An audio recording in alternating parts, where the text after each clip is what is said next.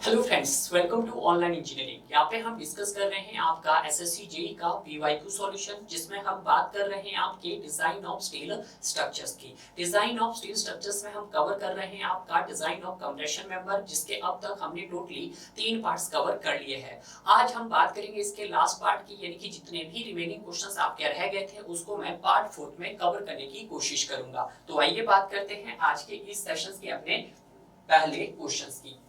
तो ये रहा पहला क्वेश्चन आपकी स्क्रीन के ऊपर। देखिएगा क्वेश्चन क्या बोल रहा है आपके पास।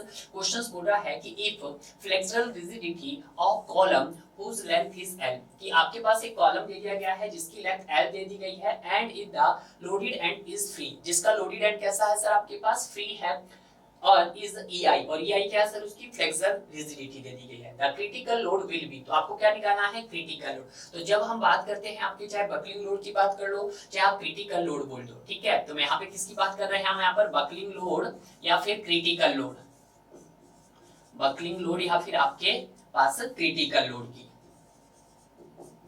क्रिटिकल लोड की। तो जिसको मैं किससे इंडिकेट करता हूं सर, आपका PCR से इंडिकेट करता हूं। तो जो आपके पास यहाँ पे PCR होता है सर, वो क्या होता है आपके पास पाई स्क्वायर EI ओवर आपके पास क्या होता है सर यहाँ पर L इफेक्टिव का स्क्वायर। क्या होता है सर, L इफेक्टिव का स्क्वायर होता है। अब जब हम यहाँ पे बात करते हैं सर इसकी EI की, सर EI क्या है आपके पास और L इफेक्टिव क्या है। EI है सर हमारे पास that is the flexural rigidity. क्या है, फ्लेक्सुरल रिजिडिटी है। क्लियर है, कुछ इसी तरह से आपको पता होना चाहिए। यस सर, अगर मैं L इफेक्टिव की बात करता हूं तो L इफेक्टिव क्या है आपके पास, ये effective length of the column है। क्या है sir, effective length of the column है। कुछ इसी तरह से हम देखेंगे। यस सर, अब जो मेरे पास ये L इफेक्टिव है ये डिपेंड करता है आपके पास किस पे डिपेंड करता है सर, ये डिपेंड करता है आपके अकॉर्डिंग टू IS 800 2007 के अकॉर्डिंग। 2007 भी बोल सकते हैं आप, और आप बोल सकते हैं 1984 भी। क्लियर है, कंडीशन आपकी सेम रहेगी। यहाँ पे जो आपके पास सर L इफेक्टिव होता है, तो L इफेक्टिव हमारे पास क्या रहता है आपके पास K इंटू L रहता है। L क्या है हमारे पास यहाँ पर, ये सर एक्चुअल लेंथ है, और K क्या है सर मेरे पास यहाँ पे ये कांस्टेंट फैक्टर है। K क्या है सर आपके पास, कांस्टेंट फैक्टर। तो यहाँ पे मैं लिख सकता हूँ सर इसको, ये क्या है सर आपके पास, दैट इज कांस्टेंट फैक्टर है। क्लियर है, और L क्या है सर आपके पास, एक्चुअल लेंथ बोल दो, या फिर इसको आप क्या बोल सकते हैं, अनसपोर्टेड लेंथ भी बोल सकते हैं। मैंने इसको एक्चुअल लेंथ से रिप्रेजेंट किया है। क्लियर है। अब जो यहाँ पे ये K है ये किस पे डिपेंड करता है सर, ये जो आपका कांस्टेंट फैक्टर होता है ये डिपेंड करता है आपकी एंड कंडीशंस पे। तो यहाँ पे आप लिख सकते हैं कि किस पे डिपेंड करता है सर, आपका एंड कंडीशन पे डिपेंड करता है, जिसको हम एज ए बाउंड्री कंडीशन भी बोल सकते हैं, सपोर्टिंग कंडीशन भी बोल सकते हैं, कि जो आपका कॉलम है वो आपका किससे सपोर्ट है सर, वो क्या फिक्स एंड से सपोर्ट है, फ्री से सपोर्टेड है, हिंज से सपोर्टेड है, या रोलर से सपोर्टेड है, गाइडेड रोलर है, कुछ भी कंडीशन आपके पास वहां पर हो सकती है। क्लियर है। तो आज क्या बोला गया है उसने, आज बोला है कि सर आपके पास एक कॉलम है जो एक एंड से क्या है सर आपके पास फिक्स है, और दूसरे एंड से क्या है, फ्री है। यानी कि लोडेड एंड से क्या होगा सर, वो फ्री होगा। तो किसकी बात कर रहा होगा, वो कैंटिलीवर कॉलम की बात कर रहा होगा। चाहे आप इसको कैंटिलीवर कॉलम बोल दो, या बोल सकते हैं सर वन एंड इसका फिक्स है, अदर एंड फ्री है, ठीक है, ये भी बोल सकते हैं। तो कुछ इस तरह का आपके पास यहाँ पे कंडीशंस बन रही है।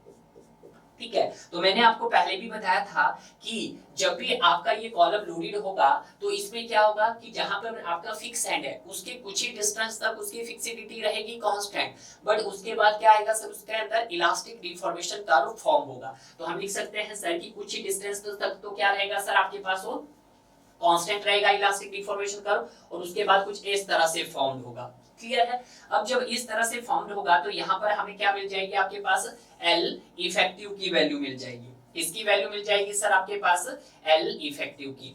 अब जो मेरे पास यहाँ पे L इफेक्टिव की वैल्यू मिलेगी वो मेरे पास दो वैल्यूज आएगी। कौन कौन सी वैल्यू आएगी, एक सर आपके पास आएगी कौन सी, एक तो आएगी आपके पास प्रैक्टिकल वैल्यू, और एक आपके पास थ्योरेटिकल वैल्यू आएगी। ध्यान दीजिएगा, ठीक है। यहाँ पे मैं लिख सकता हूँ दैट इज L। तो यहाँ पर जो मेरे पास कौन सी कंडीशन है सर, कंडीशन K के लिए अगर हम देखें यहाँ पर कि सर K की वैल्यू यहाँ पे कितनी होगी सर आपके पास 2 होगी। क्या होगी, 2.0 होगी। सर 2.0 क्यों होगी, ये भी तो रीजन बताओ। इसका रीजन है कि सर ये वन एंड से तो फिक्स है, वन एंड से क्या है सर आपके पास फिक्स्ड है, एंड अदर एंड से कैसा है सर आपके पास फ्री है, अदर एंड से कैसा है, फ्री है। तो यहाँ पे हम जब पुट करेंगे तो k की वैल्यू कितनी है सर 2, तो L इफेक्टिव हमारे पास कितना हो जाएगा सर, यहाँ पर ये 2L हो जाएगा, यस सर हो जाएगा। तो क्या मैं इसको अगर इक्वेशन नंबर 1 में पुट करके देखता हूँ, PCR इज इक्वल टू क्या हो जाएगा, PCR आपके पास ये आपके पास पाई स्क्वायर है, ये हमारे पास EI है डिवाइडेड बाय L इफेक्टिव का स्क्वायर, तो L इफेक्टिव क्या है 2L, तो 2 का स्क्वायर करेंगे तो हमारे पास कितना आएगा सर 4 आएगा, L का स्क्वायर करेंगे आप तो क्या आएगा सर L स्क्वायर आ जाएगा। क्लियर है, तो यहाँ पे आपका आंसर क्या मिला सर, देखिएगा PC is equal to pi E, यहाँ पे देखिएगा पाई का स्क्वायर नहीं किया तो ये गलत हो गया है। नेक्स्ट देखते हैं PC is equal to pi square EI by 4L square, तो आपको आंसर कौन सा मिल गया है सर, आपके पास B इसका राइट आंसर मिल गया है। क्लियर है, तो ये भी मैंने आपको पहले मैंने 4 कंडीशंस भी बताई थी कि k की वैल्यू को आपको किस तरह से लर्न करना है। क्लियर है, आगे क्वेश्चंस आएगा तो वहां पे मैं फिर से बता दूंगा। ये क्वेश्चंस आपका नंबर ऑफ टाइम्स ये क्वेश्चन रिपीट हुआ है, कम से कम हर एक स्लाइड में आपको 1 और 2 क्वेश्चन आपको इसी से रिलेटेड मिले होंगे। क्लियर है, अगर ये मेरा चौथा पार्ट है तो कम से कम L इफेक्टिव से आपके कितने क्वेश्चंस बन चुके हैं अब तक, 8 से 9 क्वेश्चंस पूछे जा चुके हैं। क्लियर है, यहाँ पर ये आपके पास कोडल प्रिजन है अकॉर्डिंग टू IS 800 का, ठीक है, क्योंकि आप सभी को पता है कि जो सर मेरे पास ये इफेक्टिव लेंथ है किस पे डिपेंड करता है, सर डिपेंड करता है आपकी एंड कंडीशंस पे और उसकी एक्चुअल लेंथ पे डिपेंड करता है। क्लियर है, तो पहले बोल रहा है कि effectively held in position and restrained against rotation, कहने का मतलब क्या है कि सर उसके दोनों एंड कैसे हैं सर, फिक्स्ड है। जब दोनों एंड फिक्स्ड है उसके मतलब तो यहाँ पे जो थ्योरेटिकल वैल्यू रहेगी वो आपके पास 0.0 रहेगी और आपके पास प्रैक्टिकल वैल्यू 0.65 रहेगी। तो आपने सर यहाँ क्यों नहीं बताया, अरे भाई L इफेक्टिव की वैल्यू जब हम DSS में स्टडी करते हैं और RCC में स्टडी करते हैं तो वहां पे आपको एज ए रिकमेंडेड वैल्यू लेनी है और रिकमेंडेड वैल्यू को ही हम एज ए प्रैक्टिकल वैल्यू बोलते हैं। कौन सी वैल्यू बोलते हैं भाई, हम प्रैक्टिकल वैल्यू बोलते हैं। क्लियर है, नेक्स्ट कंडीशंस आती है कि effectively held in position at both hand restrained against rotation eight one and, कहने का मतलब क्या है कि एक एंड सर उसका फिक्स है और दूसरा हिंज है तो वहां पे k की वैल्यू क्या रहेगी सर, आपके पास 0.80 रहेगी। मैंने शायद ही आपको बताया था प्रीवियस में कि k की वैल्यू एक तो 0. आपको जो याद रखनी है 0.65 होती है, k की वैल्यू 0.80 होती, k की वैल्यू आपके पास 1.0 होती है और k की वैल्यू आपके पास 2.00 होती है। क्लियर है सर, 0.65 कब होती है, जब सर दोनों एंड आपके पास फिक्स्ड होते हैं। तो मैंने यहाँ पे कौन सी वैल्यू आपको बताई सर, ये रिकमेंडेड वैल्यू, यही जो रिकमेंडेड वैल्यू है यही आपको याद रखनी है। क्लियर है, ध्यान रहे, ये भी याद है तो ज्यादा बेटर है। क्लियर है, नेक्स्ट केस आता है कि जब दोनों एंड कैसे हो सर, हमारे पास हिंज हो, तो उस कंडीशन में आपके पास 1 हो जाएगी k की वैल्यू। ठीक है, क्लियर है, उस तरह से आप ये भी देख सकते हैं 4th 5th 6th और 7th आपके पास क्या आएगा कि वन एंड फिक्स हो दूसरा एंड फ्री है, यानी कि एज ए कैंटिलीवर कॉलम की तरह होगा।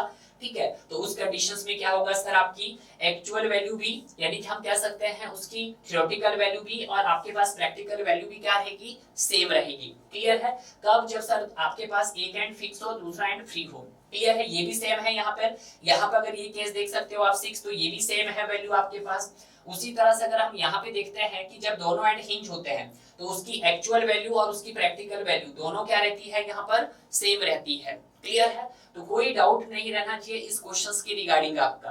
क्लियर है, नेक्स्ट देखते हैं हम आपका नेक्स्ट क्या बोल रहा है कि maximum permissible slenderness ratio of compression member whose carries dead and superimposed load. देखिएगा, अगर यहाँ पे हम बात कर लेते हैं आपके स्लेंडरनेस रेशियो की, तो स्लेंडरनेस रेशियो क्या होता है हमारे पास स्टूडेंट, सर ये होता है it is the ratio of effective length by R minimum होता है। क्लियर है, वहीं पे अगर हम बात करते हैं आपके पास एल इफेक्टिव की और आर मिनिमम की, एल इफेक्टिव क्या होता है हमारे पास सर, ये effective length of the column होता है। क्या होता है, effective length of the column होता है। ठीक है, और उसी तरह से आर मिनिमम क्या होता है, लीस्ट रेडियस ऑफ जायरेशंस होता है। क्या होता है, लीस्ट रेडियस ऑफ जायरेशंस होता है। क्लियर है, कुछ इसी तरह से है, बिल्कुल यस सर, इसी तरह से। अगर हम बात करते हैं सर यहाँ पे एल इफेक्टिव की, तो एल इफेक्टिव क्या होता है भाई, एल इफेक्टिव होता है आपके पास k इंटू एल होता है, जहां पर ये एल भी आपको पता है ये k भी आपको पता है। एल क्या है हमारे पास सर, ये एक्चुअल लेंथ बोल दो या फिर आपको अनसपोर्टेड लेंथ बोल दो। ठीक है, और k क्या है सर मेरे पास यहाँ पर, ये कांस्टेंट फैक्टर है। अब जब ये कांस्टेंट फैक्टर है सर, ये किस पे डिपेंड करता है, ये डिपेंड्स करता है आपके पास एंड कंडीशंस पे। एंड कंडीशंस बोल दो या फिर आप सपोर्टिंग कंडीशंस बोल दो। क्लियर है। आज आपके पास मेंबर कौन सा दिया गया है सर? मेंबर है हमारे पास कंप्रेशन मेंबर दिया गया है। आपको क्या बतानी है सर? उसकी स्लेंडरनेस रेशो बतानी है। क्या बतानी है? स्लेंडरनेस रेशो बतानी है। स्लेंडरनेस रेशो का मतलब लैम्डा से है, ठीक है। तो ध्यान दीजिएगा अब यहाँ पे पहली कंडीशंस, इसकी 3 कंडीशंस आपको याद है तो ज्यादा बेटर है। पहली कंडीशंस की मेंबर कैसा है? कंप्रेशन मेंबर है। Compression member means as a हम कॉलम की बात कर रहे हैं और उस कॉलम में क्या आ रहा है आपके पास? कुछ डेड लोड का इफेक्ट भी कंसीडर किया जा रहा है और कुछ सुपर इंपोज लोड का भी इफेक्ट कंसीडर किया जा रहा है। तो हमारे पास डेड लोड भी है, लाइव लोड, इसी लाइव लोड को हम इंपोज लोड भी बोलते हैं। तो यहाँ पे स्लेंडरनेस रेशियो कितना होगा सर? 180 होगा। क्लियर है। सेकंड कंडीशंस देखते हैं कि एक member is subjected to compressive load resulting from wind and earthquake. आज क्या है आपके पास? विंड और अर्थक्वेक का इफेक्ट भी कंसीडर किया जा रहा है, विंड लोड या फिर अर्थक्वेक। हमेशा ध्यान रखना दोनों की पॉसिबिलिटी कभी एक साथ नहीं बन सकती है, या तो सिंगल टाइम में आपका विंड लोड ही होगा या आपका अर्थक्वेक लोड ही होगा। उस कंडीशन में हमारा मैक्सिमम स्लेंडरनेस रेशियो कितना होगा? मैक्सिमम लिख दो यहाँ पर, तो आपके पास होगा सर वो 250 होगा। क्लियर है। नेक्स्ट देखते हैं कि एक member normally carrying in tension. एक मेंबर क्या है? वो टेंशन को कैरी कर रहा है बट रिवर्सल ऑफ स्ट्रेसेस है वहां पर, ठीक है। बिल्कुल सर, मेंबर कैसा है सर? आपके पास यहाँ पर टेंशन है बट वहां पे रिवर्सल और स्ट्रेसेस है। रिवर्सल और स्ट्रेसेस का मतलब क्या है कि वहां पर आपके पास विंड और अर्थक्वेक फोर्सेस है। अब जो मेरे पास ये विंड और अर्थक्वेक फोर्सेस होते हैं ये किस नेचर की होती है सर? रिवर्सिबल इन नेचर की होती है। तो यहाँ पे भी हमारा विंड लोड एंड अर्थक्वेक क्या होगा आपके पास? उस केस में आपकी वैल्यू होगी सर 350 हो गई है, ठीक है। तो आज तो सिंपल सा क्वेश्चन पूछा था उसने, डेड लोड और आपका सुपर इंपोज लोड।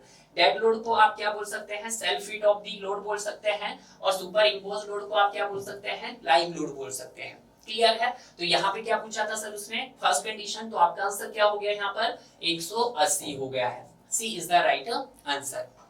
क्लियर है। अब मूव करते हैं हम अपने नेक्स्ट क्वेश्चंस की तरफ। नेक्स्ट क्वेश्चंस क्या है कि in double lacing the thickness of flat lacing is. देखिएगा हम किसकी बात करेंगे? यहाँ पर लेसिंग की बात करेंगे। तो मैंने आपको पहले भी बताया था कि एक हमारे पास लेसिंग होता है और एक हमारे पास बैटन होते हैं। यहाँ पे आपको ये डायग्राम में दिखाई दे रहा हो, लेसिंग आपके पास सिंगल लेसिंग भी हो सकती है और डबल लेसिंग भी होती है। इनका जो प्राइमरी फंक्शंस रहता है कि क्या करते हैं? आपके कंप्रेशन मेंबर को होल्ड करके रखते हैं। जैसे ये कॉलम है, column is the compression member, ठीक है। कॉलम अगेन कंप्रेशन मेंबर, और यहाँ पे भी देखिएगा तो जो यहाँ पे लेसिंग का जो सिस्टम हो सकता है वो सर सिंगल लेसिंग भी हो सकती है और सर आपके पास डबल लेसिंग भी हो सकती है। जैसे आप देख रहे हैं यहाँ पर ये कौन सी लेसिंग डाली इसने सर? सिंगल लेसिंग प्रोवाइड की है, ठीक है। कौन सी लेसिंग है सर आपके पास? Single lacing. यहाँ पे आप देख रहे हैं ये कौन सी लेसिंग है सर आपके पास? सर ये हमारे पास क्रॉस हो गया, डबल लेसिंग होगी हमारे पास।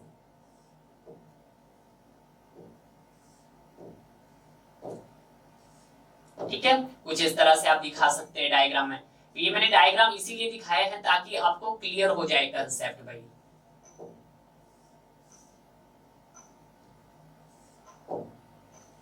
ठीक है, और ये क्या है आपके पास? ये बैटन्स है आपके पास। ये क्या है सर हमारे पास? ये बैटन्स है। तो हमेशा ध्यान रखना कि जो लेसिंग्स होते हैं वो प्रोवाइड किए जाते हैं आपके पास इंक्लाइन इन मैनर्स में, और जो आपके पास बैटन्स होते हैं, बैटन्स आपके प्रोवाइड किए जाते हैं सर आपके ट्रांसवर्स डायरेक्शन में। मैं लिखता हूं यहाँ पे ये क्या है सर आपके पास? लेसिंग है। क्या है सर ये? दैट इज लेसिंग है। और ये क्या है सर मेरे पास? ये सर आपके पास बैटन है।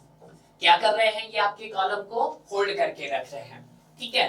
तो हम यहाँ पे इंपॉर्टेंट कोडल प्रोविजन की बात कर लेते हैं। इसकी important codal provision for lacing.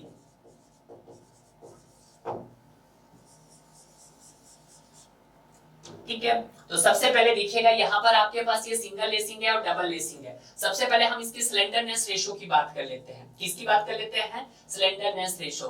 तो slenderness ratio of lacing bar, lacing bar किससे ज्यादा नहीं होना चाहिए? शुड नॉट बी 145, 145 से ज्यादा एक्सीड नहीं करना चाहिए। उसी तरह से slenderness ratio of least column, वो किससे ज्यादा नहीं होना चाहिए सर? वो आपके पास should not be 1.05 times of the actual slenderness ratio, इससे ज्यादा नहीं होना चाहिए। तीसरा बताया था मैंने स्लेंडरनेस रेशियो ऑफ कंपोनेंट, बताया था ना भी, component should not be exceed 50 या should not be exceed 0.7 times slenderness ratio of actual. ठीक है, ये तो हमने बात की थी किसकी सर, आपकी स्लेंडरनेस रेशो की बात की थी, क्लियर है। अब आता है सर इसका एंगल, एंगल की भी हम बात कर लेते हैं। पहला हो गया है सर, दूसरा हो गया जो lacing is provided, lacing is provided inclined manner, ठीक है, ये बात भी आप ध्यान रखना, जिसमें जो थीटा होता है आपके पास should not be less than 40 degree से कम नहीं होना चाहिए और 70 डिग्री से ज्यादा नहीं होना चाहिए, क्लियर है। अब जो लेसिंग सिस्टम होता है उसको हम एंगल सेक्शंस में भी प्रोवाइड कर सकते हैं और फ्लैट सेक्शन में भी प्रोवाइड कर सकते हैं, ठीक है। तो यहाँ पे ये थर्ड व्यू लिखते हैं हम कि जो लेसिंग सिस्टम होते हैं sir, lacing system should be provided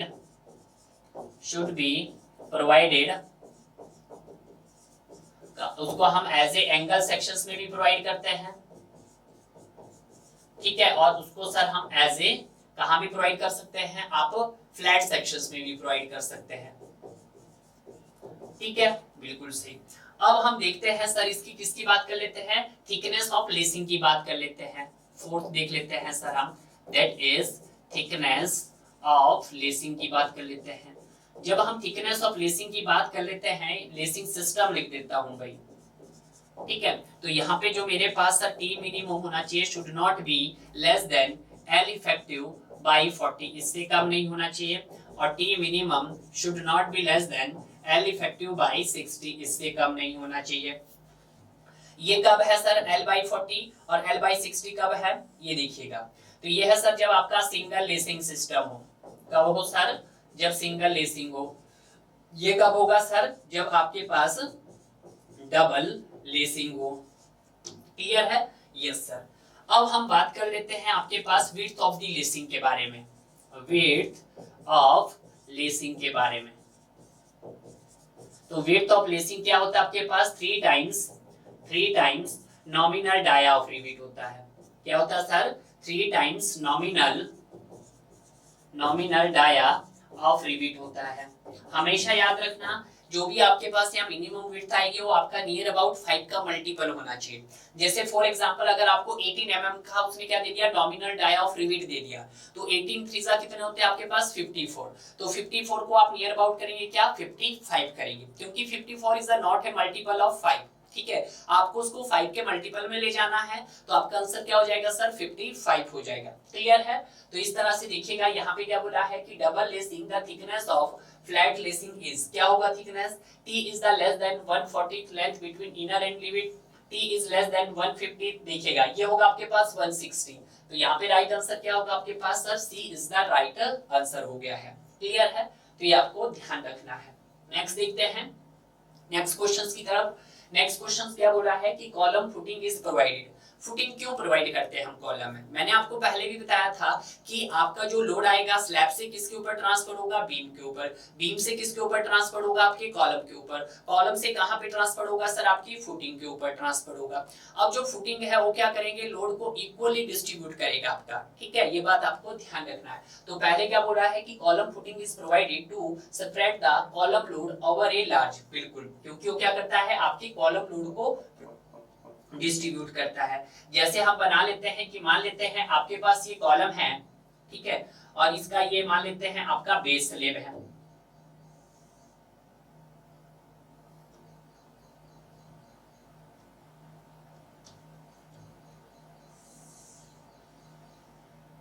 ठीक है। तो यहां से क्या होगा सर, आपके पास कुछ लोड होगा, तो जो यहाँ पे जो लोड आपका डिस्ट्रीब्यूट होगा वो क्या होगा सर, आपका इक्वली डिस्ट्रीब्यूट होगा, ठीक है, क्या होगा सर, आपका इक्वली डिस्ट्रीब्यूट होगा आपका लार्ज एरिया में। कॉलम का क्रॉस सेक्शन कम है बट आपका ये फाउंडेशन का क्रॉस सेक्शन ज्यादा है। अब बदले में क्या होगा कि जब सर ऊपर से आपका डाउनवर्ड लोड एक्ट करेगा तो नीचे से सॉइल प्रेशर लगेगा कुछ, जिसको हम इंटेंसिटी ऑफ सॉइल बोलेंगे, तो उतना ही आपके पास क्या लगेगा, इंटेंसिटी ऑफ सॉइल प्रेशर लगेगा, ठीक है, ये कुछ इस तरह से, क्लियर है। तो पहला ऑप्शन आपके पास क्या है sir, this is the true है। नेक्स्ट देखते हैं, to ensure the intensity of bearing pressure, ये क्या इंश्योर करता है, to ensure the intensity of bearing pressure between the column footing and soil does not exceed the permissible bearing capacity of soil, बिल्कुल सही। यहाँ पे क्या आता है आपके पास, W आ जाता है, इंटेंसिटी ऑफ सॉइल प्रेशर, बिल्कुल सही, तो ये भी आपके पास सर हो गया है ट्रू। नेक्स्ट देखते हैं C, to distribute the column load over soil through the column footing. बिल्कुल, ये क्या करता है, कॉलम लोड को आपका ट्रांसफर करता है फुटिंग के थ्रू सॉइल में। क्लियर है, तो ये भी क्या हो गया सर आपके पास ट्रू हो गया है। क्लियर है। डी देखते हैं, all the options are correct, तो सारे के सारे ऑप्शंस क्या है सर इसके ट्रू है। क्लियर है। नेक्स्ट देखते हैं हम अपना, नेक्स्ट क्या बोलता है कि for a simply supported beam the maximum permitted deflection is. देखिएगा ये आपके पास बीम का क्वेश्चन है, कोई बात नहीं, बीम में भी आएगा तो मैं बीम में आपको कवर करवाऊंगा। क्लियर है। For simply supported beam the maximum permitted deflection किससे ज्यादा नहीं होनी चाहिए, तो should not be exceed span by आपके पास 325, इससे ज्यादा एक्सीड नहीं करनी चाहिए। डायरेक्ट क्वेश्चन है आपके पास अकॉर्डिंग टू आईएस 800 के मुताबिक। तो इसका राइट आंसर क्या हो गया सर, इसका ए इसका राइट आंसर हो गया है। क्लियर है। नेक्स्ट देखते हैं हम अपना नेक्स्ट क्वेश्चंस। नेक्स्ट क्वेश्चंस भी देखिएगा, फिर से रिपीटेड क्वेश्चंस है, सेम क्वेश्चन है जैसे हमने पहला क्वेश्चंस किया है, सिर्फ इसकी कंडीशन बदली है। ठीक है। क्वेश्चंस क्या बोला है, the critical load for a column, किसकी बात कर रहे हैं, क्रिटिकल लोड। तो पीसीआर इज इक्वल टू क्या होता है आपके पास pi square EI over L effective का स्क्वायर होता है। कुछ इसी तरह से होता है, ईआई स्क्वायर आपको पता है, एल इफेक्टिव पता है। ईआई क्या है हमारे पास, दैट इज सर ये सर फ्लेक्सुरल रिजिडिटी है। क्या है सर, फ्लेक्सुरल रिजिडिटी है। क्लियर है। अगर मैं एल इफेक्टिव की बात करता हूं तो एल इफेक्टिव क्या है हमारे पास, that is effective length of the column है, effective length of the column है। क्लियर है। तो ये किस पे डिपेंड करता है, तो देखिएगा अगर मैं यहाँ पर एल इफेक्टिव बताऊं तो एल इफेक्टिव होता है सर आपके पास के इंटू एल होता है। एल जिसमें हमारे पास होता है सर आपके पास एक्चुअल लेंथ या अनसपोर्टेड लेंथ, तो हम लिख देते हैं सर इसको एक्चुअल लेंथ। ये हमारे पास कांस्टेंट फैक्टर है के क्या है, कांस्टेंट फैक्टर है, किस पे डिपेंड करता है सर आपका बाउंड्री कंडीशंस। बाउंड्रीज बोल दो या आप सपोर्टिंग कंडीशंस भी बोल सकते हैं, एंड कंडीशंस भी बोल सकते हैं। क्लियर है, कुछ भी बोल सकते हैं भाई। देखिएगा कंडीशंस क्या है आपके पास, कंडीशन दे दी गई है कि एक कॉलम है जिसकी लेंथ एल है। पहले तो हम एक कॉलम बना लेते हैं, बोल दिया है सर ये कॉलम है, इसकी लेंथ एल है, हिंज एट बोथ एंड, दोनों एंड से कैसे है सर आपके पास हिंज है। तो यहाँ पे हम हिंज बता देते हैं कि सर ये दोनों एंड से कैसे है आपके पास हिंज है, ये दोनों एंड से क्या है सर आपके पास हिंज है। और इसकी लेंथ कितनी दी गई सर उसने, कुछ इसकी लेंथ होगी, मान लेते हैं आपके पास ये, जिसको हम क्या बोलेंगे आपके पास अनसपोर्टेड लेंथ या फिर एक्चुअल लेंथ बोलेंगे, एल बोलेंगे। ठीक है। तो यहाँ पर अगर हिंज की प्रॉपर्टीज क्या बोलती है कि जैसे ही आपके हिंज वाले कॉलम पे क्या आएगा, लोड आएगा, तो उसी जिसी पॉइंट पे आपका लोड लगेगा उसी पॉइंट से क्या शुरू हो जाएगा, आपका इलास्टिक डिफॉर्मेशन होना स्टार्ट हो जाएगा। तो अगर मैं बात करता हूँ इसका इलास्टिक डिफॉर्मेशन कर, तो कुछ इस तरह से बनेगा आपके पास। ठीक है। तो जब इस तरह से बनेगा तो यहाँ से भी हमारे पास एल इफेक्टिव की वैल्यू कितनी आएगी सर, 2 आएगी। एल इफेक्टिव की वैल्यू कितनी आएगी सर आपके पास, 2 आएगी। अब ये 2 वैल्यू कौन सी आएगी, देखिएगा, एक तो हो गया हमारे पास एल इफेक्टिव, एक होगा सर आपके पास रिकमेंडेड वैल्यू, और एक होता है सर हमारे पास थ्योरेटिकल वैल्यू। तो यहाँ पर मैं लिख देता हूँ, एक होता है सर थ्योरेटिकल वैल्यू और दूसरा होता है सर आपके पास कौन सी, एक होती है प्रैक्टिकल वैल्यू। प्रैक्टिकल वैल्यू को हम एज ए रिकमेंडेड वैल्यू भी बोल सकते हैं। ठीक है। तो देखिएगा यहाँ पर कंडीशंस क्या है कि जब दोनों एंड आपके पास कैसे हो, हिंज हो। तो जब दोनों एंड मेरे पास हिंज हो तो यहाँ पर आपके पास थ्योरेटिकल वैल्यू और रिकमेंडेड वैल्यू क्या रहती है, के की सर आपके पास सेम रहती है। तो यहाँ पे मेरे पास के की वैल्यू सर 1.0 रहेगी और यहाँ पे भी सर 1.0 रहेगी। तो जो एल इफेक्टिव यहाँ पे रहेगा वो आपके पास के इंटू एल रहेगा। तो एल इफेक्टिव के की वैल्यू 1 है तो ये 1 एल हो जाएगा।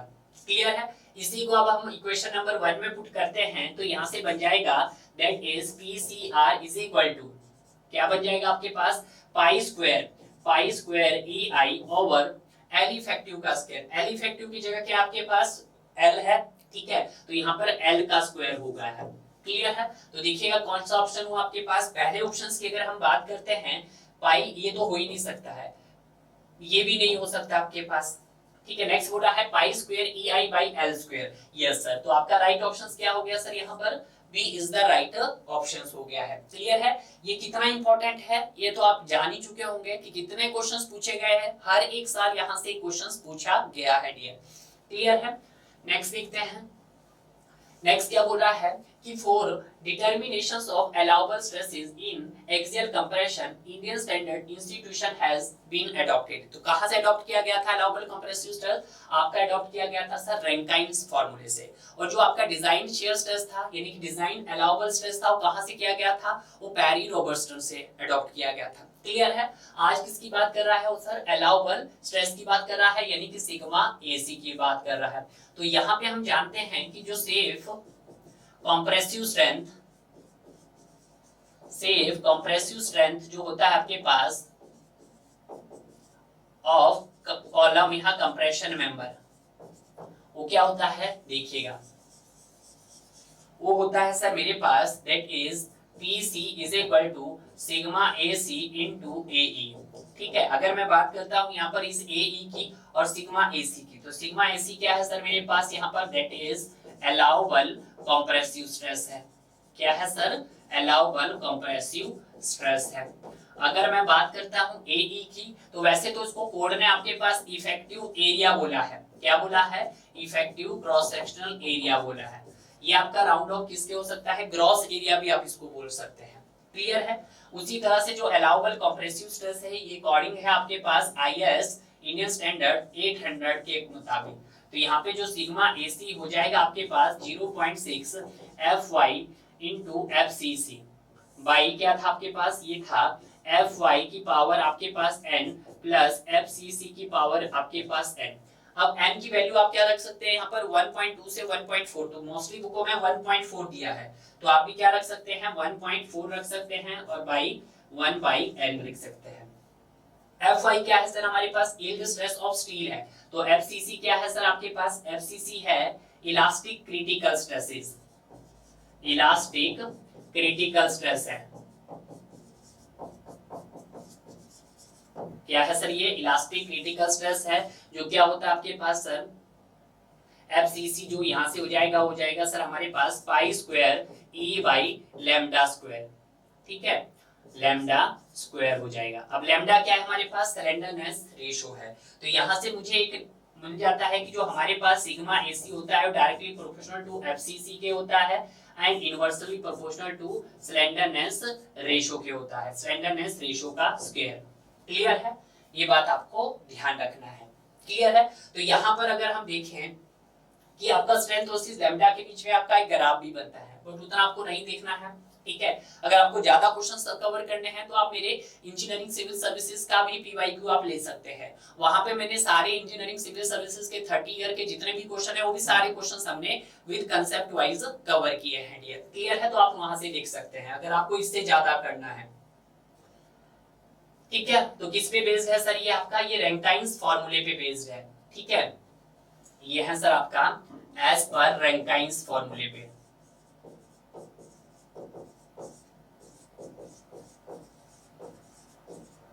ठीक है, तो ये आपको ध्यान रखना है। तो यहाँ पे आपका आंसर क्या हो गया sir? B is the right answer हो गया है। क्लियर है? नेक्स्ट देखते हैं हम अपना। नेक्स्ट क्या बोल रहा है कि when a large value of radius of gyration is not permitted. यहाँ पे आपको बताना है कि इसमें से ABCD 4 ऑप्शन दिए हैं, 4 ऑप्शन में से आपको बताना है कि किस ऑप्शन में आपका large radius of gyrations required नहीं होता। क्लियर है? तो पहला बोल रहा है कि channels are placed back to back. तो हम पहले लिख देते हैं कि जो आपके चैनल्स है वो कैसे प्लेस्ड है सर? आपके बैक टू बैक। तो कैसे होंगे? पहले तो आप चैनल बना लीजिएगा। ये है मेरे पास चैनल्स।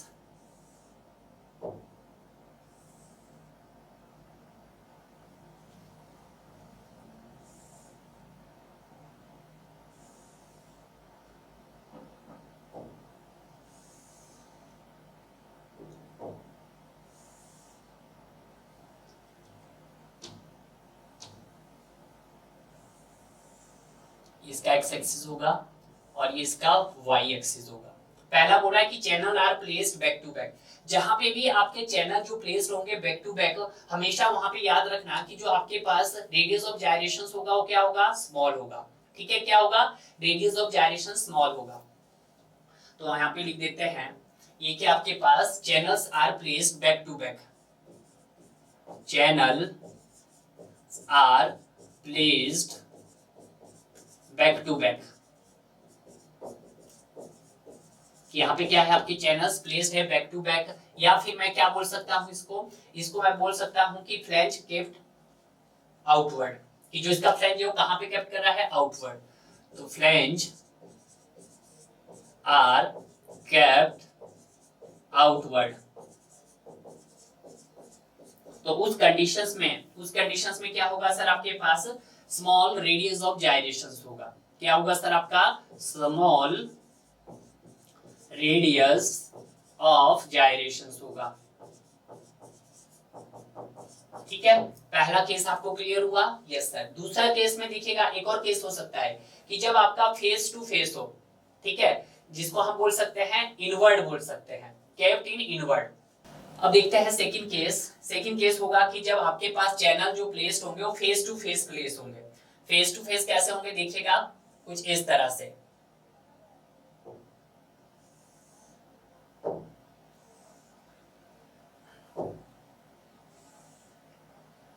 अब जो इसके फ्लैंज है वो क्या है आपके पास, आउटवर्ड नहीं है, वो इनवर्ड है आपके पास।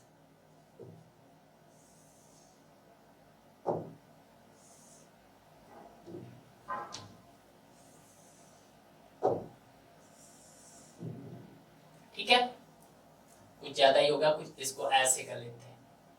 अब ठीक है, ठीक है, यहाँ पे क्या है, channels are placed face to face. तो यहाँ पे लिख देते हैं सेकंड केस कि जो आपके चैनल्स है, channels are placed face to face, face to face है, या channels are kept in inward, या बोल सकते हैं फ्लैंज बोल देते हैं। इसके जो फ्लैंज हैं, फ्लैंज आर केप्ट इनवर्ड। पहले इस केस में आउटवर्ड थे, इसमें आपके इनवर्ड है, अंदर की तरफ है। तो उस कंडीशन में हमें क्या होगा sir, large radius of gyrations required होगा। क्या होगा सर आपके पास, large radius of gyrations required होगा। ठीक है, तो देखिएगा पहला ऑप्शन बोल रहा है कि channels are placed back to back. तो जब चैनल आपके प्लेस्ड होंगे बैक टू बैक, तो वहां पे क्या होगा सर आपके पास स्मॉल रेडियस ऑफ जायरेशंस होगा। अभी मैंने बताया स्मॉल होगा आपका आर मिनिमम। क्लियर है? दूसरा बोल रहा है कि channel flange are kept inward. अब जब चैनल फ्लैंज केप्ट आपका इनवर्ड होगा तो वहां पर आपका रेडियस ऑफ जायरेशंस क्या होगा सर, ज्यादा होगा, कुछ इस तरह से। तो यहाँ पर क्या होगा सर आपके पास, लार्ज होगा। क्या होगा, आर मिनिमम सर लार्ज होगा। क्लियर है?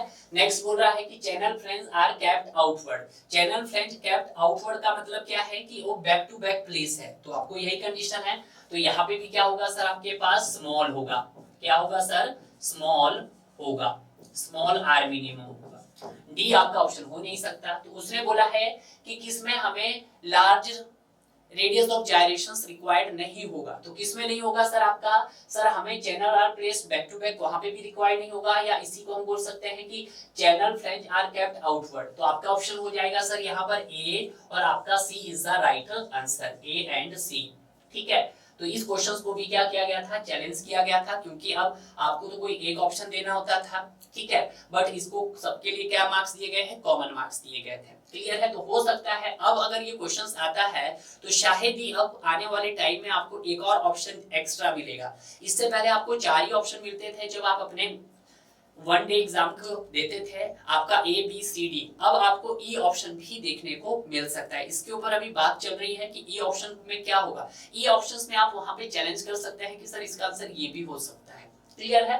तो यहाँ पे इसका राइट आंसर क्या हो गया sir, A and C is the right answer हो गया है। क्लियर है?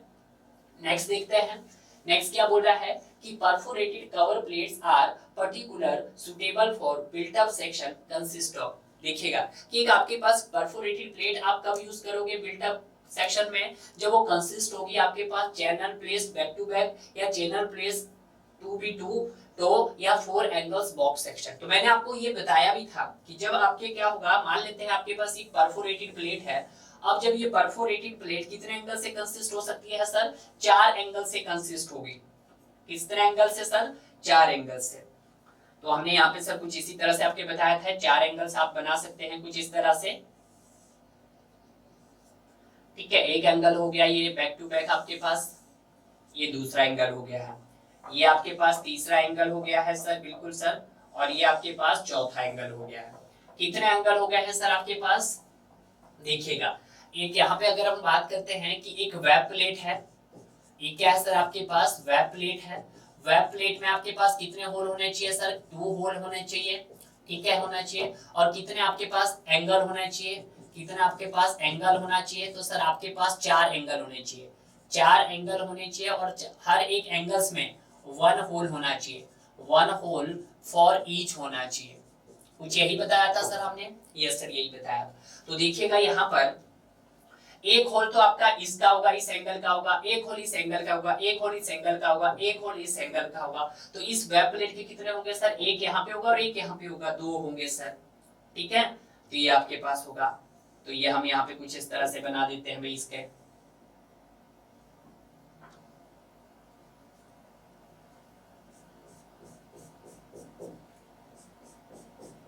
ठीक है। तो ये 4 एंगल बॉक्स सेक्शन बोल सकते हैं हम इसको, क्या बोल सकते हैं कि 4 एंगल बॉक्स सेक्शन बोल सकते हैं।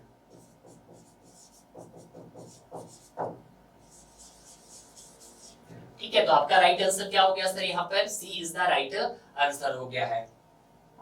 क्लियर है? अब बात कर लेते हैं अब अपने नेक्स्ट क्वेश्चंस की तरफ। नेक्स्ट क्वेश्चंस क्या बोल रहा है? The radius of gyrations of the section of area A leads the moment of inertia I. आपके पास क्या दे दिया है? यहाँ पे एरिया दे दिया है। एरिया मींस क्या है? आपके पास क्रॉस सेक्शन एरिया दे दिया है। क्या दे दिया है सर? क्रॉस सेक्शंस एरिया दे दिया है। आपके पास सर आई दे दिया है। आई बोले तो लीस्ट मोमेंट ऑफ इनर्शिया बोल रहा हूँ, लीस्ट मोमेंट ऑफ इनर्शिया, ठीक है। अब हम बात कर लेते हैं सर किसकी, यहाँ पर किसकी? आपके आई की। तो आई क्या होता है सर? आपका मोमेंट ऑफ इनर्शिया होता है, ये होता है sir area into R square. R क्या है सर आपके पास यहाँ पर? सर आर है रेडियस ऑफ जाइरेशंस। क्या है? रेडियस ऑफ जाइरेशंस है। क्लियर है? ये क्वेश्चंस भी रिपीटेड है आपके पास। तो अगर मैं यहाँ से आर निकालना चाहूँ तो आर क्या हो जाएगा सर आपका? आई बाई ए हो जाएगा। तो आई बाई ए, अब आर स्क्वायर था, स्क्वायर का क्या आ जाएगा सर यहाँ पर? रूट आ जाएगा, ठीक है। तो हम यहाँ पे क्या कर लेते हैं सर? इसका रूट कर लेते हैं। अब देखिएगा यहाँ पर ये जो सर आई है सर, इसको आपने लिया है मोमेंट ऑफ इनर्शिया, और सर ये ए है मेरे पास, ये ए क्या हो गया सर आपके पास? क्रॉस सेक्शन एरिया है। फॉर एग्जांपल सपोज करो आपके पास यहाँ पर जब हम देखते थे कि एक रेक्टेंगुलर सेक्शन था, अब जब रेक्टेंगुलर सेक्शन की बात हम कर रहे थे तो इस रेक्टेंगुलर सेक्शंस का क्या होगा सर? कुछ ना कुछ सर विड्थ भी होगा इसका, और कुछ ना कुछ सर इसका डेप्थ भी होगा। कुछ यही देखे थे भाई? यस सर, तो वही हम बता रहे हैं, ठीक है। ये हो गया आपके पास, तो यहाँ पे ये बी हो गया है सर, इसका डी हो गया है। तो आई क्या निकलता है यहाँ पे सर आपके पास? BD क्यूब बाई 12 होता है, और एरिया क्या होता है सर आपके पास? BD होता है। तो क्या आप यहाँ से आर फाइंड आउट कर सकते थे? बिल्कुल फाइंड आउट कर सकते हैं, ठीक है। तो देखिएगा यहाँ से अगर मैं इसको करूँ तो आपका डी से डी गया, बी से बी गया, तो यहाँ से आपके पास क्या बचता? तो है पूरा कर लो यहाँ पे BD क्यूब बाई 12 आपके पास मल्टीप्लाई बाय BD, यहाँ से बी से बी गया, डी से डी गया। अब डी का स्क्वायर बचा, स्क्वायर से स्क्वायर कैंसिल हुआ, तो डी बाई आपके पास रूट 12 आ गया था। क्लियर है? बट जब हम बात करते हैं in case of design of steel structure, ये तो हमने कहाँ पे देखा था सर? आपके आरसीसी के अंदर देख रहा है कि हमारा सेक्शन कैसा होगा? रेक्टेंगुलर होगा। जब हम बात करते हैं आपके पास डीएसएस में, तो वहां पे हम किसकी बात कर लेते हैं? आपके चैनल सेक्शंस की बात कर लेते हैं। कैसे बात कर लेते हैं सर? आपके चैनल सेक्शंस की, या फिर हम एंगल सेक्शंस की बात कर लेते हैं। तो सपोज कीजिएगा आपके पास कुछ इस तरह का सेक्शंस है,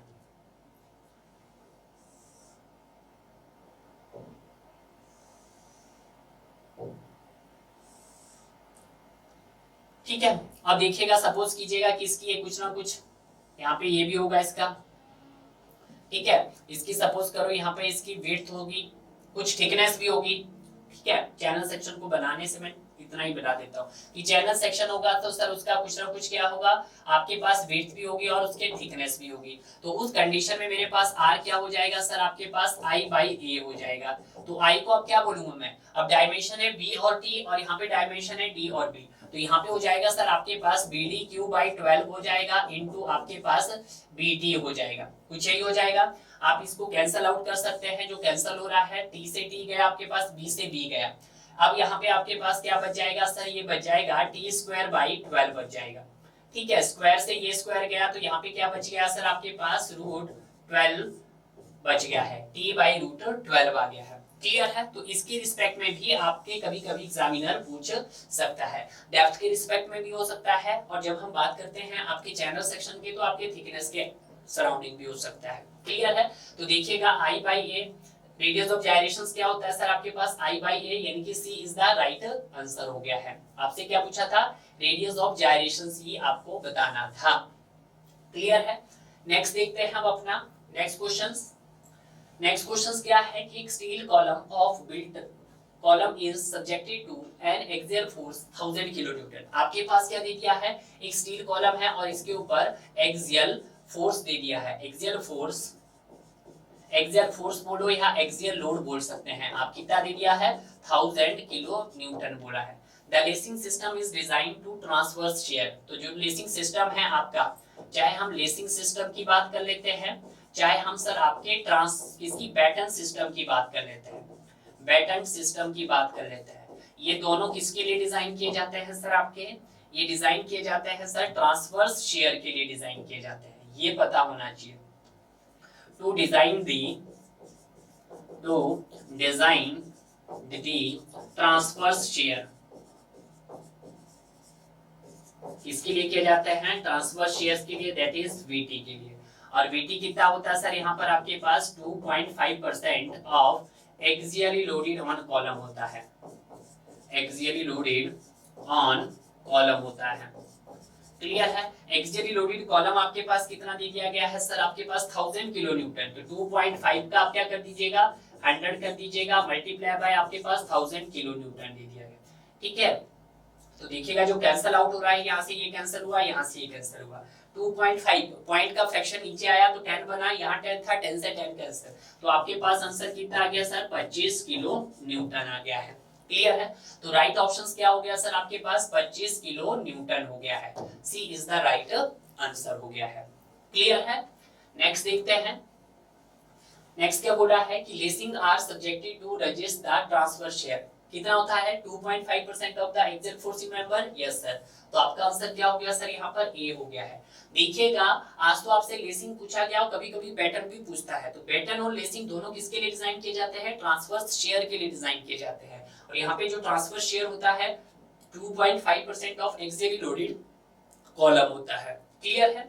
इतना आपको ध्यान रखना है। अब देखते हैं नेक्स्ट क्वेश्चंस। देखिएगा नेक्स्ट क्वेश्चंस भी आपका रिपीटेड है। क्वेश्चंस क्या बोल रहा है कि एज पर IS 800 2007 maximum effective slenderness ratio of a member carrying compressive load resulting from dead load और लाइव लोड। ठीक है, डेड लोड का मतलब होता है सेल्फ वेट और इंपोज लोड का मतलब होता है यहाँ पर आपके पास लाइव लोड से। ठीक है, तो ये भी हमने रिपीटेड क्वेश्चंस है सर कि स्लेंडरनेस रेशियो आपके पास क्या होता है, ये होता है सर हमारे पास L effective by R minimum होता है, कुछ इसी तरह से होता है। यस सर, तो यहाँ पर क्या होता है सर, मेंबर क्या है हमारे पास, कंप्रेशन मेंबर है। मेंबर क्या है सर, कंप्रेशन मेंबर है। आपको क्या देखना है सर, इनकी मैक्सिमम स्लेंडरनेस रेशियो देखना है, कुछ इसी तरह से है भाई। यस सर है। पहली कंडीशंस आप सभी जानते हैं कि मेंबर आपका कंप्रेशन है, उसके ऊपर से dead load plus live load का इफेक्ट आ रहा होगा, तो वहां पे स्लेंडरनेस रेशियो कितना होगा सर आपका 180 होगा। तो यही तो पूछा है, तो आपका ऑप्शन क्या हो गया सर, डी हो गया है यहाँ पे। सेकेंड कंडीशन हो सकती है सर आपका विंड लोड हो सकता है, अर्थक्वेक हो सकता है, तो उस कंडीशंस में कितना होगा सर आपके पास, सर ये 250 होगा। ठीक है, बट नेक्स्ट केस है कि मेंबर आपका टेंशन है बट वहां पर क्या आ रहा है आपके पास, विंड लोड या फिर अर्थक्वेक का इफेक्ट कंसीडर किया जा रहा है, तो उस कंडीशंस में कितना होगा सर हमारे पास 350 होगा। कितना होगा सर, 350 होगा। बहुत सिंपल है, क्वेश्चंस बहुत बारी पूछा गया है, तो आपका आंसर क्या हो गया सर, यहाँ पर D is the right answer हो गया है। क्लियर है? नेक्स्ट देखते हैं। नेक्स्ट क्या बोल रहा है, फिर से नेक्स्ट क्वेश्चन सेम है आपके पास। देखिएगा ये इवनिंग शिफ्ट में आया था आपके पास 2020 में, ये फॉरनून सेशन में आया था आपके पास 2019 में। ध्यान दीजिएगा, तो 20 में भी यही क्वेश्चन आपका रिपीट हुआ है कि डेड लोड प्लस आपका लाइव लोड को मैं इंपोज लोड भी बोलता हूं, तो स्लेंडरनेस रेशियो लैम्डा मैक्स कितना होगा आपके पास सर, 180 होगा। उसी तरह से आपका विंड लोड होगा प्लस आपका अर्थक्वेक लोड होगा, सॉरी विंड लोड होगा या फिर क्या होगा, अर्थक्वेक। दोनों में से एक ही पॉसिबिलिटी बन सकती है। तो ये कितना था सर आपके पास स्लेंडरनेस, मैक्सिमम स्लेंडरनेस रेशो, ये सर मेरे पास 250 था। ठीक है, बट ये तो दोनों कैसे मेंबर थे आपके पास, टेंशन मेंबर थे, सॉरी कंप्रेशन मेंबर थे। बट अब बात कर लेते हैं कि सर टेंशन मेंबर है और आपका विंड लोड या फिर अर्थक्वेक का इफेक्ट कंसीडर किया जा रहा है, तो उस कंडीशंस में कितना था सर आपके पास, लैम्डा मैक्स की वैल्यू हमारे पास थी सर 350। क्लियर है? तो आपका राइट आंसर क्या हो गया सर यहाँ पर, ये हो गया सर 180। अगेन इसका डी आंसर। क्लियर? नेक्स्ट देखते हैं, नेक्स्ट क्या बोल रहा है, देखिएगा नेक्स्ट क्वेश्चंस भी आपका थोड़ा सा रिपीटेड क्वेश्चंस है। क्वेश्चंस क्या बोल रहा है कि what is the effective length of compression member having actual length L when effectively held in position at both end restrained against rotation at one end। देखिएगा अगर हम बात करते हैं यहाँ पर L इफेक्टिव की, तो L इफेक्टिव क्या होता है सर आपके पास, K into L होता है। जहां पर अगर मैं L की बात करता हूं और इस K की बात करता हूं, L क्या है हमारे पास सर, अनसपोर्टेड लेंथ है। क्या है सर, अनसपोर्टेड लेंथ है। ठीक है, और हमारे पास K क्या है सर, ये कांस्टेंट फैक्टर है। क्या है सर, कांस्टेंट फैक्टर है। ये कांस्टेंट फैक्टर किस पे डिपेंड करता है सर, आपका सपोर्टिंग कंडीशन पे डिपेंड करता है, सपोर्टिंग कंडीशंस पे डिपेंड करता है। अब जो मेरे पास सपोर्टिंग कंडीशंस हो सकती है अकॉर्डिंग टू IS 800 2007 हो सकती है, IS 800 1984 बोलो या 2000।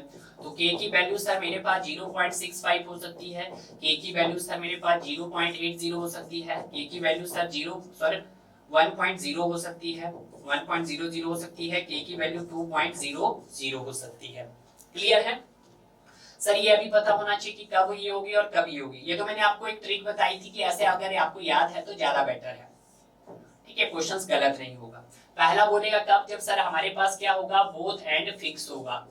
बोथ एंड कैसा होगा सर आपके पास, फिक्स्ड होगा। नेक्स्ट होगा सर जब आपके पास वन एंड कैसा होगा सर, फिक्स्ड होगा। वन एंड आपके पास फिक्स्ड होगा एंड अदर एंड आपके पास हिंज होगा। अदर कैसा होगा आपके पास, हिंज होगा। नेक्स्ट है सर बोथ एंड आपके पास क्या होंगे, हिंज होंगे।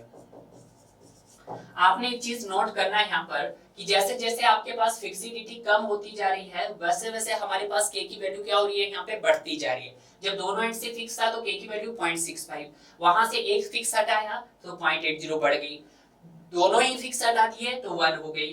तीसरी कंडीशंस में क्या हुआ कि एक एंड तो सर उसका हमने फ्री कर दिया है, एक एंड सर आपका फिक्स हो गया है और दूसरा आपका क्या हो गया है, अदर क्या हो गया है सर, फ्री हो गया है। तो उस कंडीशंस में क्या हो गया सर आपका 2 हो गया है। क्लियर है? तो देखिएगा आज किसकी बात कर रहा हो, आज बात कर रहा है सर कि वन एंड उसका फिक्स है, अदर एंड आपका हिंज है, यानी कि K की वैल्यू किसके अराउंड बात कर रहा हो, 0.80 के अराउंड बात कर रहा है। तो देखिएगा यहाँ पर ये क्या बोल रहा है कि effectively held in position at both and and restrained against rotation eight one and. क्या उसने यही बोला? बिल्कुल, कि effectively held in position at both and and restrained against rotation eight one and. कहने का मतलब क्या है कि सर वन एंड इसका आपके पास फिक्स है और दूसरा एंड इसके पास आपका हिंज है।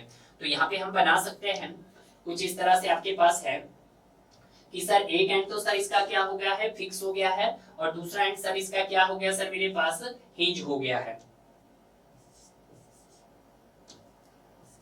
दूसरा एंड हिंज हो गया है। तो ये क्या आ जाएगी सर हमारे पास यहाँ पर इफेक्टिव लेंथ आ जाएगी कुछ, बिल्कुल सर सॉरी, ये आ जाएगी अनसपोर्टेड लेंथ L आ जाएगी।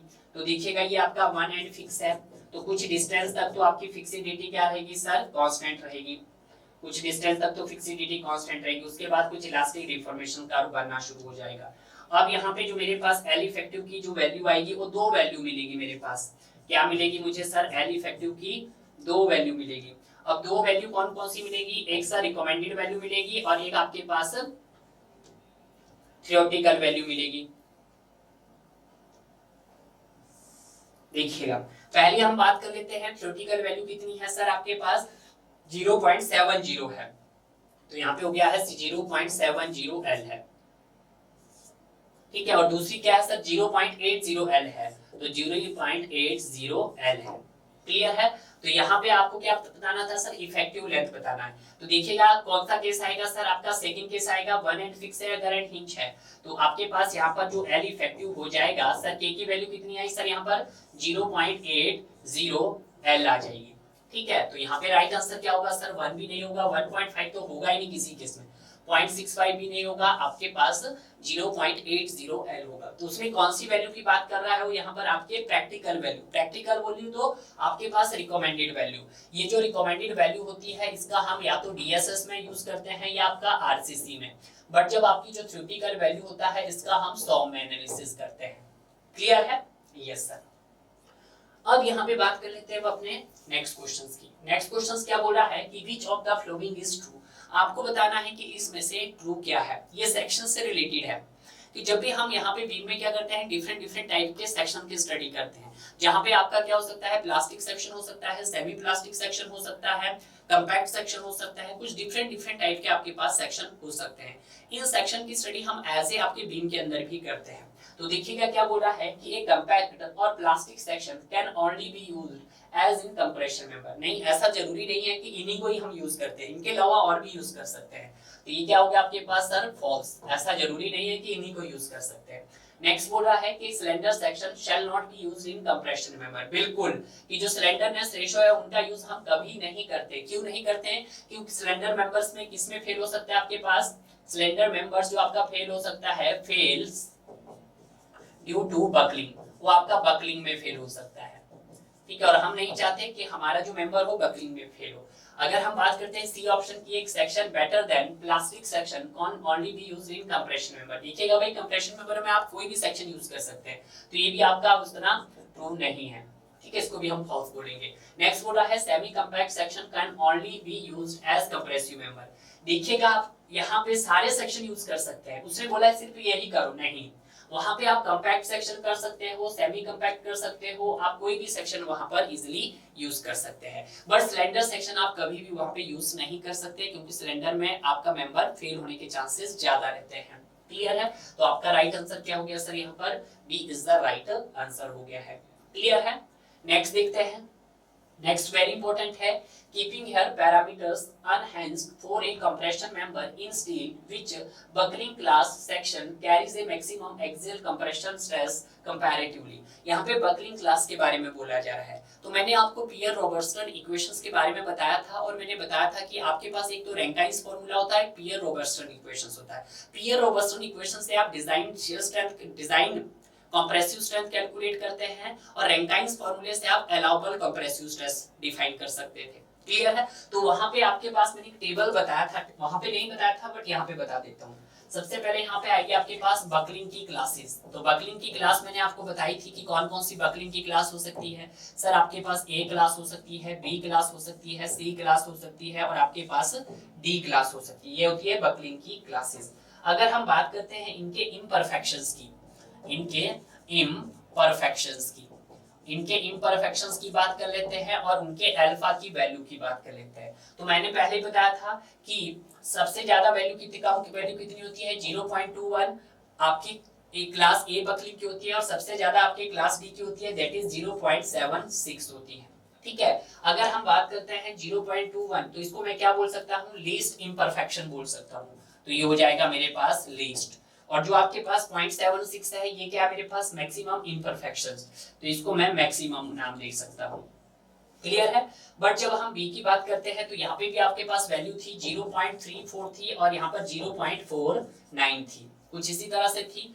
तो जब हम बात करते हैं बकलिंग क्लास बी की, जहाँ पे आपके पास अल्फा की वैल्यू 0.34 रहती है, 34 रहती है, तो इसको आप क्या बोलेंगे, मीडियम इम्परफेक्शंस बोलेंगे। क्या बोलेंगे? मीडियम। ठीक है, और सी क्लास को आप क्या बोलेंगे सर, सी क्लास को आप बोलेंगे लॉट ऑफ इम्परफेक्शंस, या आप बोल सकते हैं, क्या बोल सकते हैं आप, लॉट्स ऑफ बोल सकते हैं, लॉट्स ऑफ इम्परफेक्शंस बोल सकते हैं। क्लियर है? तो ये चीज आपको थोड़ा सा यहाँ पर ध्यान रखना है।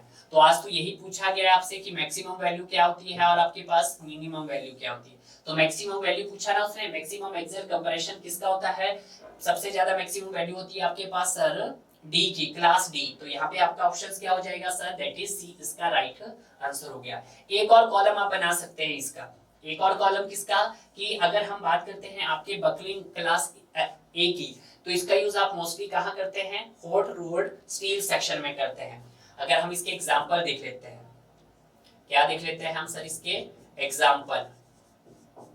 तो ये होगा sir hot rolled steel sections. ठीक है, बट जब मैं क्लास बी की बकलिंग की बात करता हूं तो इसका एग्जांपल क्या हो सकता है, जैसे आपका आई सेक्शन होगा जिसका क्या होगा, थिन फ्लेंज होगा। ठीक है, आई सेक्शन हो गया आपके पास, आई सेक्शन जिसका फ्लेंज क्या होगा आपके पास, थिन होगा, फ्लेंज थिन होगा जिसका वो भी हो सकता है आपके पास बॉक्स सेक्शन हो सकता है।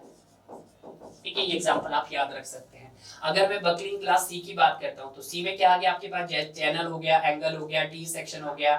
ठीक है, तो ये आप लिख सकते हैं। इसमें एग्जांपल आ गया सर, चैनल हो गया आपके पास, एंगल हो गया आपके पास, ठीक है, आपका टी सेक्शन हो गया आपके पास, यहाँ पे आपका बॉक्स सेक्शन है तो आपका थिन की जगह क्या हो जाएगा, थिक बॉक्स सेक्शन हो गया आपके पास।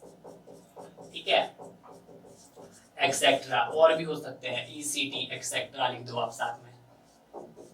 ठीक है, लास्ट आता है आपके पास बकलिंग क्लास डी। तो बकलिंग क्लास डी इसका यूज आप कहां कर सकते हैं, हॉट रोल्ड स्टील सेक्शन में करते हैं, इसका भी कर सकते हैं हॉट रोल्ड स्टील सेक्शन में करते हैं।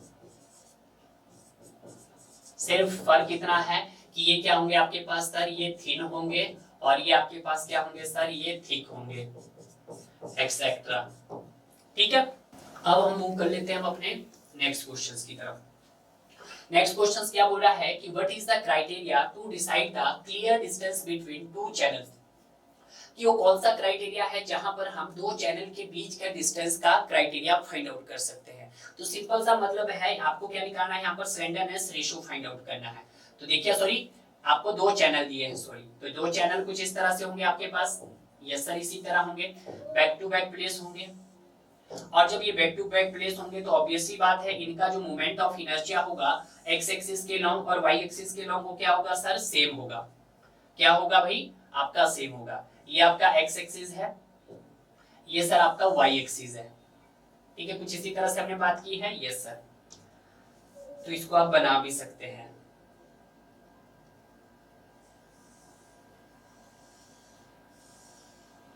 कुछ इस तरह से। ठीक है, यहाँ पे इसको हम रिपीट कर देते हैं।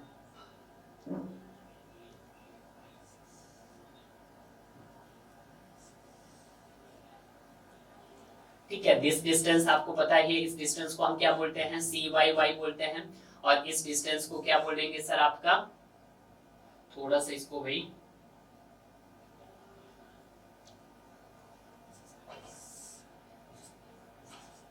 बोल देंगे। ठीक है, कुछ इस तरह से हम दिखा दिया इसको।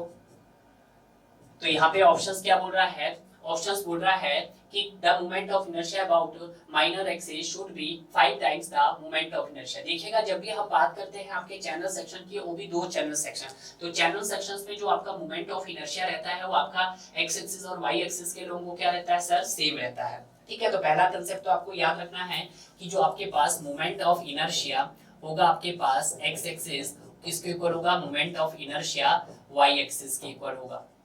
क्लियर है, बिल्कुल सही। यहाँ पे एक इक्वेशंस आती है जो आपको याद रखना है, 2 times moment of inertia is equal to, आपके पास क्या होगा, ये होगा sir I Y Y plus A. ठीक है, S by two plus C Y Y. Clear है, कुछ इस तरह से। इसको याद नहीं रखना, जस्ट आपने इसको समझना है। क्लियर है, बस आपको इतना पता होना चाहिए कि अगर जहां पे भी आपके पास दो चैनल सेक्शन दे दिया है आपके पास बिल्ट अप इन कॉलम में, तो वहां पे जो आपका मोमेंट ऑफ इनर्शिया रहना चाहिए वो इक्वल ही रहना चाहिए। Moment of inertia is X axis is equal to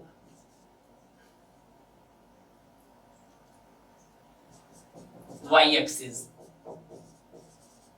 ठीक है, तो यहाँ पे राइट आंसर क्या हो गया सर आपके पास, सी इज द राइट आंसर हो गया है। क्लियर है, नेक्स्ट देखते हैं आज का लास्ट क्वेश्चंस और आपके कंप्रेशन मेंबर का भी लास्ट क्वेश्चंस क्या बोल रहा है, the following statement S1 to S4। आपके पास चार स्टेटमेंट दी गई है, पर्टेन टू कंप्रेशन मेंबर से रिलेटेड दी गई है। आइडेंटिफाई करना कौन सी स्टेटमेंट आपके पास गलत है, इनकरेक्ट बोला है उसने।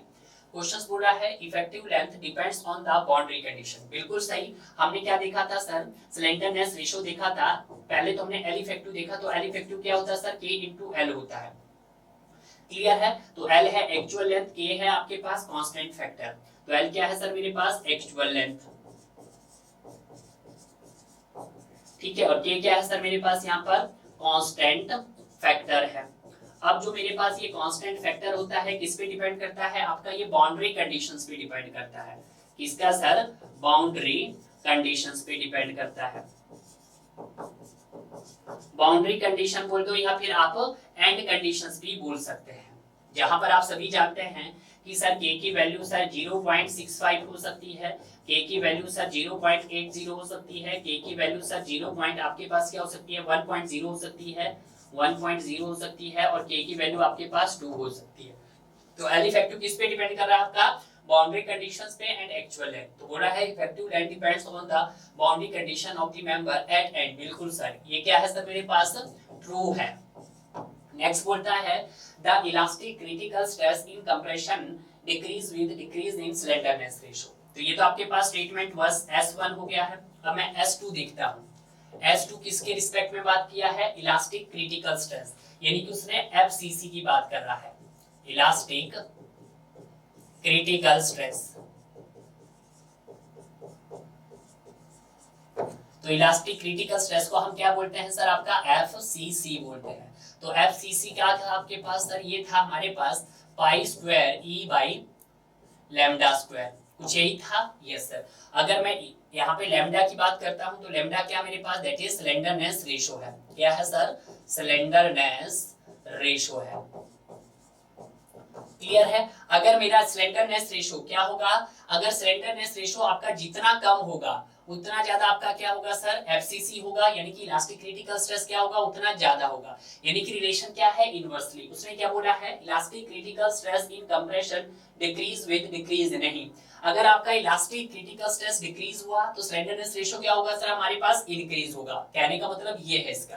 तो हम ये लिख सकते हैं कि अगर सर आपका FCC के बढ़ने से क्या होगा, आपका सर स्लेंडरनेस रेशो क्या होगा, डिक्रीज होगा। ठीक है, तो कहने का मतलब यहाँ पे रिलेशन आ गया है कि जो FCC है वो आपके पास inversely proportional to lambda square के है। क्लियर है। तो अगर मैं बात करता हूँ सेकंड स्टेटमेंट क्या है आपके पास सर, ये फॉल्स है। क्लियर है, क्या है सर, फॉल्स है। नेक्स्ट देखते हैं। नेक्स्ट क्या बोल रहा है, the ratio of effective length to the radius of gyrations of the member is termed as slenderness ratio. Yes sir, अगर मैं S3 की बात करता हूं तो स्लेंडरनेस रेशियो क्या होता है, it is the ratio of L effective by R minimum होता है। क्या होता है sir, L effective by R minimum होता है। ठीक है, जहां पे R मिनिमम आप सभी को पता है क्या होता है सर, आपके पास I बाय A होता है। ठीक है, और आपके पास L इफेक्टिव भी पता है सर सभी को, L इफेक्टिव क्या होता है आपके पास सर, K into L होता है। तो ये स्टेटमेंट भी S3 भी क्या है सर आपके पास सर, ट्रू है। S3 भी ट्रू है। अब हम बात कर लेते हैं आपके S4 की बात कर लेते हैं भाई। तो S4 क्या बोलता है, elastic critical stress compression is independent of the slenderness ratio. नहीं, कि जो हमारे पास FCC है, FCC क्या आपके पास डिपेंडेंट है। ठीक है, तो आप लिख सकते हैं pi square E by lambda square. तो FCC क्या है सर आपके पास, it is the function of, FCC क्या है आपका, फंक्शन है किसका, आपका लैम्डा स्क्वायर के। फंक्शंस मींस वो उसके डिपेंड कर रहा है, डिपेंड करता है। ठीक है, तो इंडिपेंडेंट बोल रहा है, तो नहीं, ये भी क्या हो गया सर आपके पास, फॉल्स हो गया है। क्लियर है। तो आपको बताना है कौन सी इनकरेक्ट है। तो करेक्ट इनकरेक्ट है आपके पास 2 एंड 4, S2 एंड S4। तो S2 और S4 कहां पे आपके पास, ऑप्शन सी में है। तो आपका राइट ऑप्शन क्या हो गया सर, यहाँ पर C is the right option हो गया है। क्लियर है। तो इस तरह से जितने भी क्वेश्चन थे हमारे पास डिजाइन ऑफ कंप्रेशन मेंबर के, उन सभी क्वेश्चंस को हमने यहाँ पे बहुत अच्छे से डिस्कस कर लिया है डियर। क्लियर है। अगर आपने अब तक हमारे प्रीवियस पार्ट कवर नहीं किया है तो पहले आप उन प्रीवियस पार्ट को भी कवर कीजिएगा, और जब तक मैं आपका नेक्स्ट यूनिट लेकर आता हूं तब तक आप प्रीवियस पार्ट को बहुत अच्छे से कवर कीजिएगा। तो मिलते हैं अब आपको एक नए सेशन में, तब तक आप पढ़ते रहिए और इसी तरह बढ़ते रहिए डियर।